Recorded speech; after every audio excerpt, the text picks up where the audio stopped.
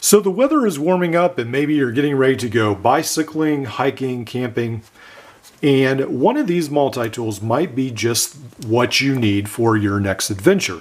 Now, all these multi-tools have a ferro rod and a whistle. All of them have a wood saw as well, so they are more geared toward the outdoors specifically.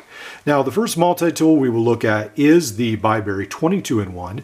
This is on sale right now, supposedly on Amazon for $45, normally at $49. Sometimes you can get discount codes for it. Today, not so much. So let's look at this. So it's got a ferro rod and it has a whistle as well. So the end is plastic and then it just sort of sits in there. I haven't had any issues with it falling out, so it seems to be fine there. Then on the bottom, you have the hammer. So that is pretty neat as well. And it does seem to be made out of a lighter type metal. Then on the end, you have this glass breaker. Now keep in mind that because a pocket clip is located here, when you put it, depending on which pocket you put in, if you put it on this side, you reach down for it, it can very easily scratch your hand. Some people put super glue on it. So anyway, keep that in mind. Then it does have this 1/4 inch place where you can put a bit in, actually on the other side, but it doesn't have great retention. It does have a tendency to fall out. Some people have put a magnet there. That's up to you if you want to modify it. Now on the outside, beside the pocket clip, we have the combo edge knife. All these are locking implements. These will remind you of the Leatherman Wave. They are pretty nice tool set. You've got the saw. On this side, you have the file. It does seem to be a snug fit, and some of the diamond coating might scrape off because it's so close. And then you have the normal file on this side, and it's only a two-sided file.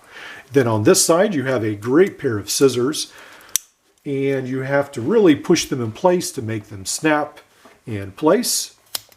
And these cut paracord very, very well. So pretty impressed with those.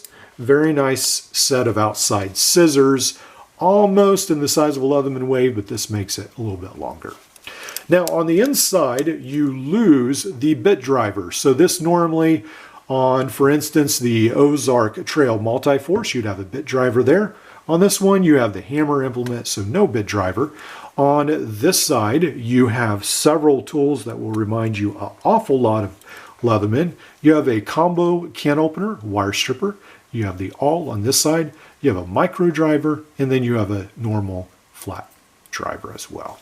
So this comes in again at $45, 9.6 ounces, the heaviest multi-tool of them all, but a really good middle ground in the middle if you want a tool that sort of does it all for a cheap price and fairly good durability. Now the next heaviest multi-tool is the Roxon, and it's only $25, and for $25 I was pretty sure this was a junky tool, but I was surprised how well I liked it. This comes in at only 8.1 ounces, only be 6 ounces heavier or 0.6 ounces heavier than the Leatherman Signal, so it's a very lightweight tool. It's the only one that has spring-loaded pliers and the only one where you cannot replace the cutters.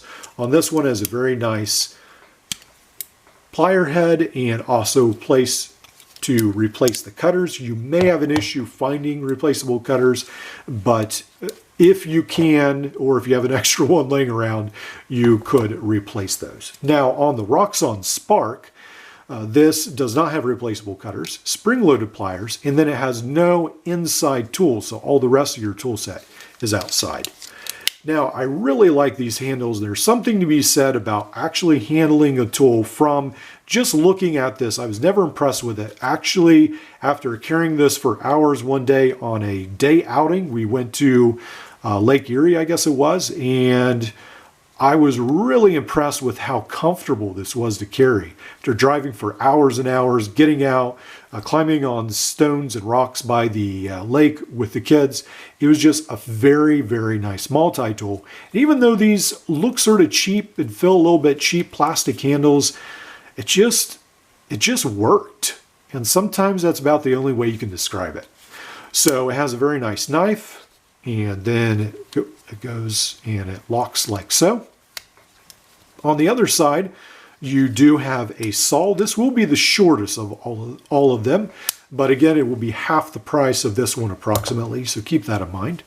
And then on the other side, you have several locking tools, which is pretty neat. These are blending into the handle.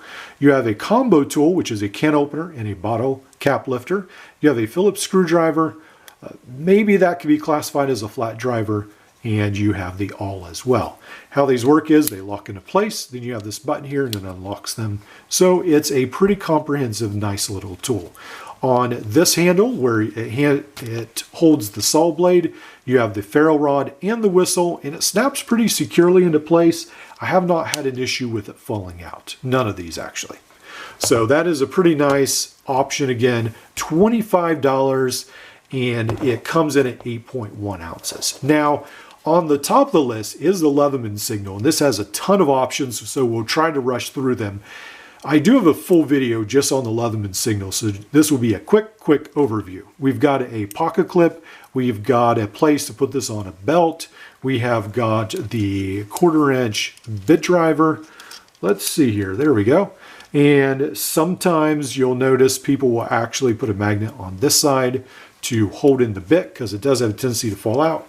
And then you have the hammer as well. No glass breaker, so you don't have to worry about getting poked and scraped on the side. Then on this side, you have the diamond coated sharpening stone. It's pretty neat. It goes like so, and this lock holds it in place, and you can sharpen the knife with it, and then it clicks back into place like so. On this side, we have the whistle ferrule rod, and this is a little bit more complicated. It's got a little spring type tool that holds it in. Then you have the whistle and the ferrule rod. And then there is a lip where it actually snaps back into place, and that metal snaps over it so you don't lose it. On the inside of the tool, you have a very nice set of pliers. You've got a very nice set of wire cutters, and you can easily find replacement Leatherman wire cutters. Nice pocket clip as well. And then you have several tools on the inside of the Leatherman Signal. So you have the bit driver, and as many of you know, there's tons of accessories that go with that. Then you have the awl, and you have the can opener, the wire stripper. On the outside of the tool, you have two tools, and you will have the combo knife, and then you also have the saw as well. I'm trying to get my fingernail, there we go. You have the saw, and all these are locking tools on the outside and on the inside. Let's see, let's just double check. And yes, they are. All right, so the Leatherman Signal comes in at $139. So keep that in mind.